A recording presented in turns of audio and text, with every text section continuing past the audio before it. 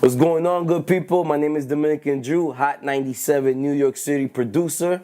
The grind don't stop, and this is my story.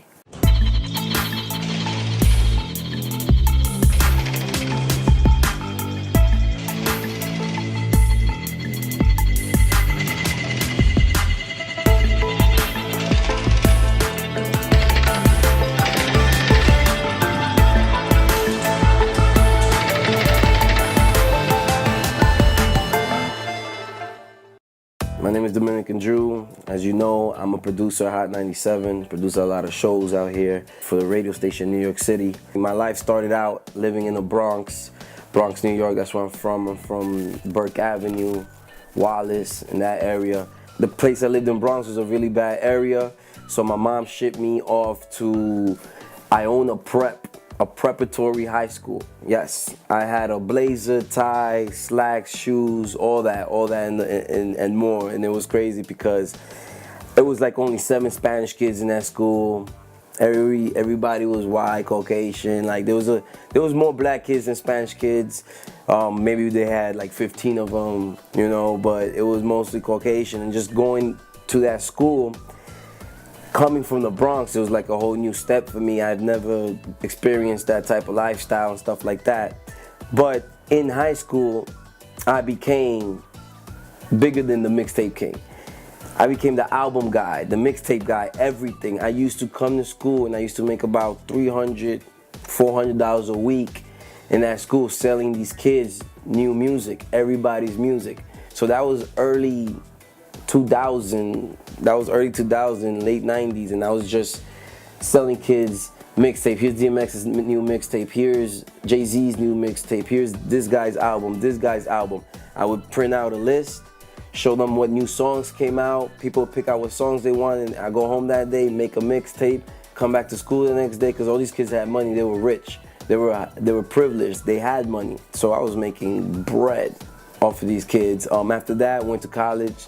A few blocks down, I owned a college, and there I did the same thing. And I just always had an ear for music, man, since I could remember.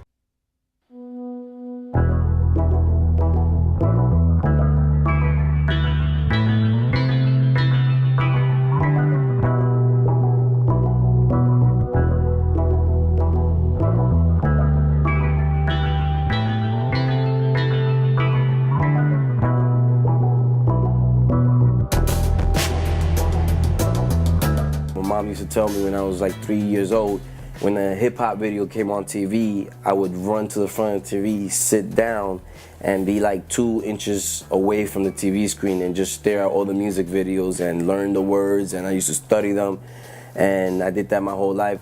I grew up listening to my 2 favorite artists of all time are Pac and Pun. I love me some Pac. I love West Coast music in general. I grew up listening to West Coast, all the Dr. Dre, Snoop, Pac, the whole NWA, Ice Cube, love Ice Cube. Like, West Coast is my favorite type of music. I'm from the East Coast, yes, New York City. But for some reason, I was always attracted to the West Coast sound. That sound to me was fresh, new.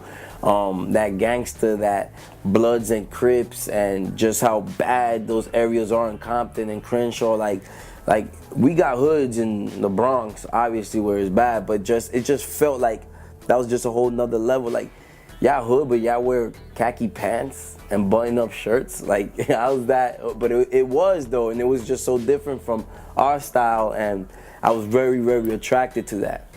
Pun is by far my favorite lyricist, because he's just amazing. He's from the Bronx, too, which is a plus, and he's Spanish. First Spanish rapper to go platinum, you know? And just his music, every time it comes on, I could never skip a track of any of his songs. I don't care what song it is, I will listen to the whole thing. Of course, I grew up listening to Jay-Z, Nas, you know, everybody says that, Biggie, of course, you know, but like, mine was like really West Coast music and Pun. Those are the type of songs that I listen to on a daily basis. I mean, I listen to everything, again, because I collect mixtapes, that's what I do. But them, and then later growing up in the game, like Dip said, like, grew on me so much, and so hard, like the whole crew, everybody from like the Hell Rail, J.R. Ryder, you know, 40 Cal, You know, I'm not even mentioning Jim and Cam and Jules. Everybody knows that. I'm talking about all the way down like when they had Max B.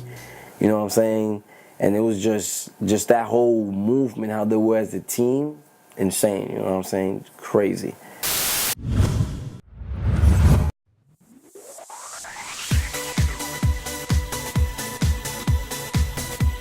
After my internship was over, PR took me in. PR said, listen, we don't have any positions available for you right now. So the only thing I could give you is 2 days in the mailroom, getting paid like $7.50 or $8 an hour. So she told me, I know you have a master's degree and I know you don't want this job, but that's all I have.